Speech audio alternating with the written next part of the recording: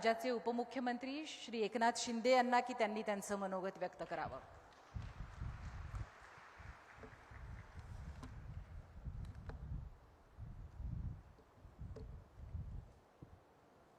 छत्रपति शिवाजी महाराज की जय भवानी. भारतीय राष्ट्रीय चळवळीचे जनक लोकमान्य बाळ गंगाधर टिळक यांच्या स्मृतीला मी वंदन करतो आणि व्यासपीठावर उपस्थित या देशाचे फौलादी आणि कणखर गृहमंत्री अमितभाई शाह, आजचे सत्कार मूर्ती भारताचे राष्ट्रीय सुरक्षा सल्लागार गौरवमूर्ती अजित डोभालजी, आपले लोकप्रिय मुख्यमंत्री देवेंद्र फडणवीसजी, उपमुख्यमंत्री सुनेत्राताई पवारजी, आमचे केंद्रीय मंत्री,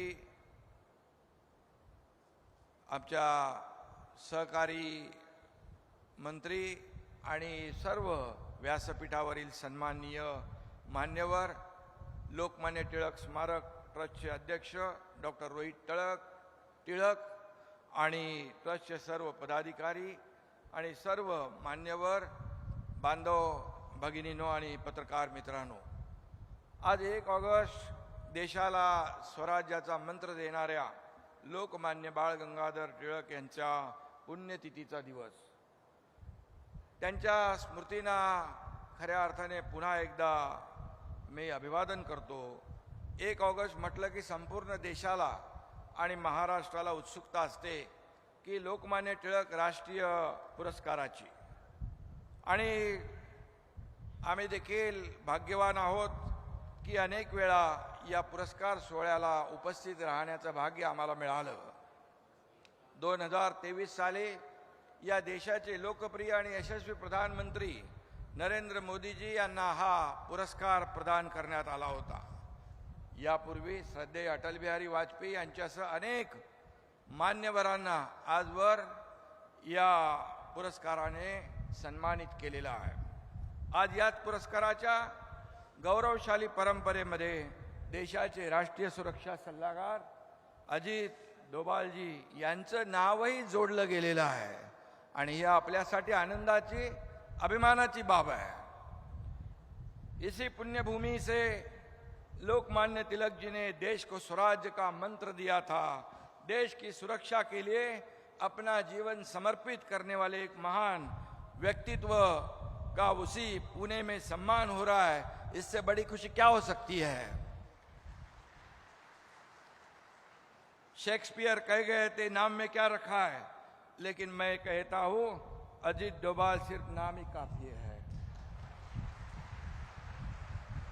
महाराष्ट्राच्या 13 करोड जनतेच्या वतीने मी त्यांचं अभिनंदन करतो आणि एक गोष्टीचा इथे मुद्दाम उल्लेख करतो.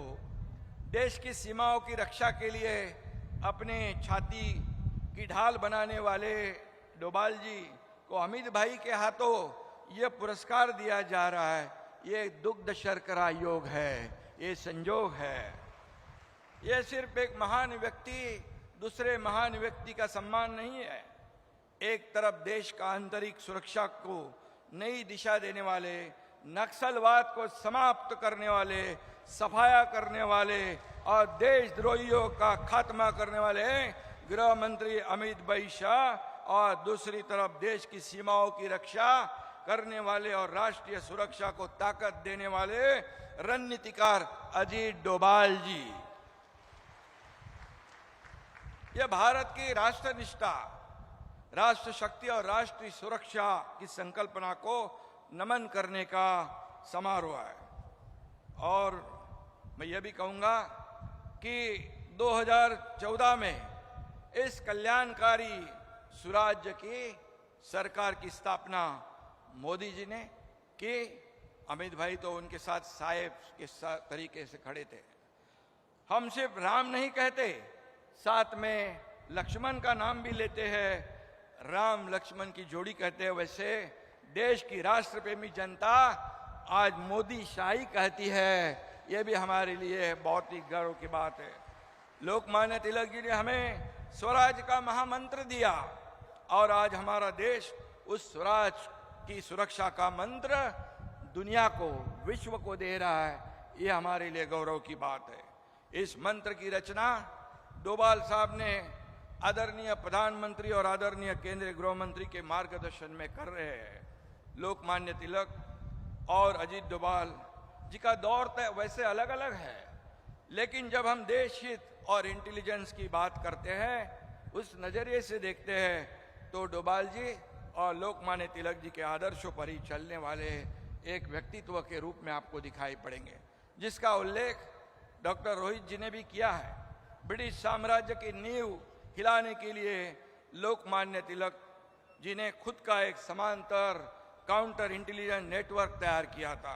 तिलक जी के नेटवर्क में ब्रिटिश प्रशासन के अधिकारी, पुलिस और डाक विभाग के कर्मचारी मुखबिर यानी खबरी के रूप में काम करते थे।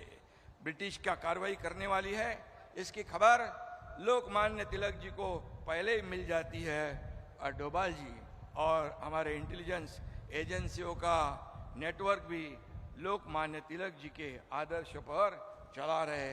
ये भी हमारे लिए बहुत ही गर्व की बात है। आतंकवाद की कमर तोड़ने और दुश्मनों से देश की रक्षा करने के लिए डोभाल जी ने भारत की इंटेलिजेंस प्रणाली को दुनिया में अव्वल बनाया। डोभाल जी 7 साल पाकिस्तान में अंडर कवर एजेंट बनकर रह चुके। ऑपरेशन ब्लू स्टार से पहले स्वर्ण मंदिर में कितने आतंकवादी हैं, उनकी ताकत कितनी है, उनकी तैयारी कैसी है, ये जानकारी महत्वपूर्ण थी। उस समय एक फेरी वाला सामान लेकर मंदिर में आता जाता था, वो फेरी वाला कौन था, जब मैं डोभाल जी से नहीं पूछूंगा। एक अधिकारी तौर पर भी पंजाब में खालिस्तानवादी आंदोलन के खिलाफ लड़ाई में डोभाल जी की भूमिका निर्णायक रही। इसके लिए डोभाल जी को कीर्ति चक्र से सम्मानित भी किया गया और भारतीय सेना के बाहर किसी व्यक्ति को कीर्ति चक्र का सम्मान देश के इतिहास में यह सिर्फ डोभाल जी को ही मिला है। ये भी हमारे लिए गौरव की बात है। उरी के आतंकवाद का भी यहाँ पर उल्लेख रोहित जी ने किया है, सर्जिकल स्ट्राइक का भी किया है, पुलवामा हमला इसका भी किया है और ऑपरेशन सिंदूर तो कोई नहीं भूल सकता है। और हमारी सेना ने महज 23 मिनट में पाकिस्तान को घुटनों के बल पर लाने का काम किया है। यह भी हमारे देश के लिए गौरव की बात है। और इसमें हमारे प्रधानमंत्री जी, हमारे गृह मंत्री जी और अजीत डोभाल जी का भी बहुत बड़ा योगदान है। अतुलनीय देश प्रेम, बेहतरीन रणनीतिक कौशल और राष्ट्र रक्षा के लिए किए गए कड़े सटीक फैसले ही डोभाल जी की असली पहचान है। राष्ट्र प्रथम, यही राष्ट्रभक्त डोभाल जी का मिशन है। अजीत डोभाल जी को अक्सर क्या कहने का, अभी रोहित ने तो धुरंधर की बात कही है, जेम्स बॉन्ड, भारत का जेम्स बॉन्ड। अभी जेम्स बॉन्ड का जमाना चला गया है। डोभाल साहब को नए भारत का असली धुरंधर कहे जाना भी उचित होगा। घर में घुस के मारेंगे, सशक्त भारत के इस निर्धार को पूरा करने का साहस दिखाने वाले डोभाल जी पर्दे के नहीं बल्कि असली धुरंधर है। और उनके पीछे चट्टान की तरह खड़े होने वाले हमारे मोदी जी और गृह मंत्री अमित भाई यहाँ पर उपस्थित है। इसीलिए ये सम्मान को 4 चांद लग गए हैं।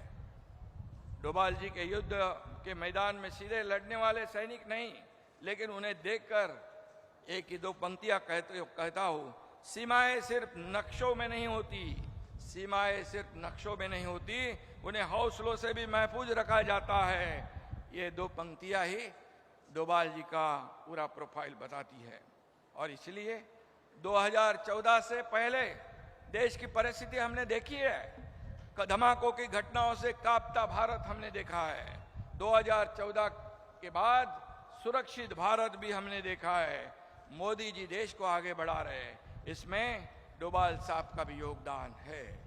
भारताला युद्ध नको आहे, भारताला शांतता हवी, पण भारतीय स्वराज्याकडे डोळे वटारून कोणी बघण्याची हिम्मत केली तर त्याचे डोळे त्याच्या हातात काढून देण्याची हिम्मत भारतीय लष्करामध्ये आहे. आणि म्हणून आज भारताची ताकद केवळ आपल्या शस्त्रामध्ये नाही, भारताची ताकद आपल्या खंबीर निर्णय क्षमतेत आहे. भारताची ताकद केवळ आपल्या सीमांमध्ये नाही, तर भारताची ताकद आपल्या 140 कोटी जनतेच्या आत्मविश्वासामध्ये आहे. आणि म्हणून 2023 साली हा पुरस्कार प्रधानमंत्री नरेंद्र मोदीजी यांना मिळाला. त्यांनी हा पुरस्कार या भारताच्या जनतेला समर्पित केला. आज तोच पुरस्कार मोदीजींनी, अमित भाईंनी नियुक्त केलेल्या धडाकेबाज आणि चाणाक्ष अशा देशभक्ताला मिळाला. त्याचं मी मनापासून अभिनंदन करतो. त्यांना खूप खूप धन्यवाद देतो. आणि या देशाच्या सुरक्षा आणि इंटेलिजन्स परंपरेचा हा गौरव आहे. आणि रोहितजींना देखील मी धन्यवाद देतो की खऱ्या अर्थाने देशाचा सन्मान आपण केलेला आहे. आणि म्हणून या पुरस्काराच्या माध्यमातून देशाच्या सैनिकांना, सुरक्षा यंत्रणांना आणि गुप्तचर यंत्रणांना हा पुरस्कार दिला आहे. खऱ्या अर्थाने मी पुन्हा एकदा मनापासून धन्यवाद देतो. आणि जाता जाता 4 ओळी सांगतो. नजर में मुल्क की हिफाजत का ऐसा जुनून रखा है, नजर में मुल्क की हिफाजत का ऐसा जुनून रखा है, जिस्म पर वर्दी नहीं सही पर रूह में वतन परस्ती का खून रखा है. जो खामोशी से हर साजिश को नाकाम करे, भारत माँ ने अपनी ढाल बनाकर ऐसा एक धुरंधर रखा है. त्यांना मी खूप खूप शुभेच्छा. भारत भूमीचे सुपुत्र, त्यांना उत्तम आरोग्य आणि त्यांच्या हातून अशी देशसेवा घडत राहावो अशा शुभेच्छा देतो. आणि रोहित टिळक आणि त्यांच्या टीमचं मनापासून अभिनंदन करतो. धन्यवाद. जय हिंद, जय महाराष्ट्र, भारत माता की जय, वंदे मातरम.